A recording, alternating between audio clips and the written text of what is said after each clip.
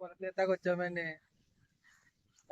కొలుపు తీసామంటే కొద్దిగా మాకు వర్క్ చేస్తారు. మేము కొలుపు తీస్తే కొంచెం పంటలు గట్ట వద్దు.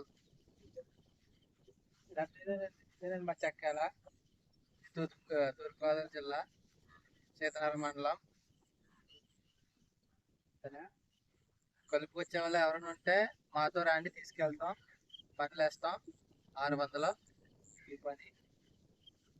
ఏంటండి వ్యవసాయం, మా రైతులు పని వ్యవసాయం చేసే మనం చేతి కుదిరిపోతే కుదిరాక దానికి ఏం వస్తుంది.